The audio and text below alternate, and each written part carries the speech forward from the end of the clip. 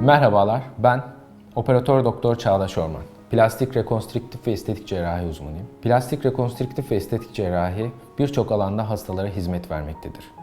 Yanık, el anomalileri, yüz kırıkları, yüz şekillendirme, vücut şekillendirme, bunun yanında bütün medikal kozmetik işlemler plastik cerrahi alanının içerisinde yer almaktadır.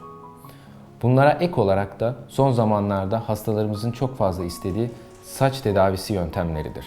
Saç tedavisi yöntemleri olarak hastaların yaşına, saç kayıplarının bağlılığına ve türlerine göre saç ekimine veya saç mezoterapisine yönlendirmekteyiz. Hastamız kliniğimize başvurduğu zaman saçı ile ilgili bir tedavi sunmamızı beklemektedir. Bunlar arasında eğer yaşı, sağlığı durumu yerindeyse ve saç köklerinde tamamen bir kayıp söz konuysa mevcut kalan saçlarıyla hastane ortamında saç ekimi yapmaktayız. Fakat eğer sadece bölgesel bir saç dökülmesi varsa, saçlarında zayıflık varsa, hastalarımız bunlardan şikayetçi ise mevcut kökleri canlandırmak için saç mezoterapisi işlemleri yapmaktayız. Aynı zamanda bu saç mezoterapisi uygulamalarını saç ekiminden sonra saç tutma oranını arttırmak için de ek tedavi yöntemi olarak kullanmaktayız.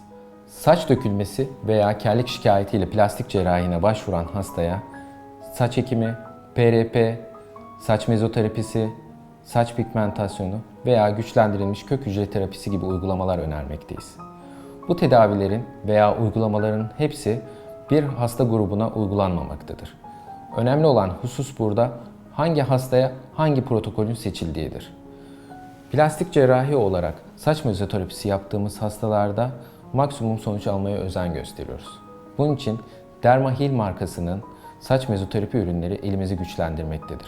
Özellikle saç dökülmesi ve saçın canlılığının geri kazandırılması için REST protokolü öne çıkmaktadır.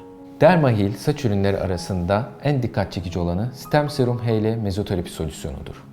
Daha önceki uygulamalarımızdan biri olan PRP uygulamalarına oranla hasta kanına ihtiyaç kalmadan daha yüksek miktarda büyüme faktörünü bize hazır olarak sunmaktadır. Stem Serum HL solüsyonu ile hastalarımıza uygulama yaptığımız zaman büyüme faktörleri yoğun olarak saç köklerini etki ederek saç köklerinin yenilenme döngüsünü tekrar aktifleştiriyor ve garantili bir şekilde saç tedavisi yapmamıza imkan sunuyor.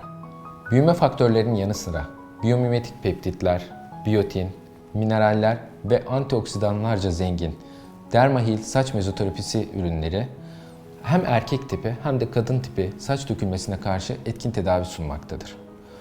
Bu tedaviler hepsi beraber uygulanabileceği gibi ayrı ayrı seanslarda da uygulanabilir.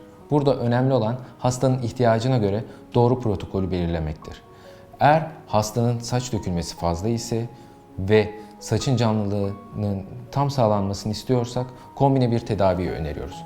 Bunun için de güçlendirilmiş kök hücre terapisi yani REST protokolünü tercih ediyoruz. Saç mezoterapisi uygulamalarının çeşitli avantajları bulunmaktadır. Bu yüzden plastik cerrahi uzmanı olarak sıklıkla tercih etmekteyim. Yaş sınırından bağımsız olarak yaz veya kış demeden bu uygulamayı yapabilmekteyiz. Vücudun tanıdığı maddeleri verebildiğimiz için alerjik reaksiyon neredeyse çok az. Aynı zamanda bu tedaviyi kombine tedavi olarak da kullanmaktayız. Saç ekiminden sonra yaptığımız tedavilerde saç tutma olayının daha fazla olduğunu görmekteyiz. Eğer sizin de saç dökülme şikayetleriniz varsa, saçlarınız canlılığınızı yitirdiyse ve toplum içinde saçla ilgili problemler yaşıyorsanız tedavi amaçlı kliniğimize bekliyoruz. Daha fazla bilgi almak için de ekibim ve ben her zaman sizin yanınızdayız. Sağlıcakla kalın.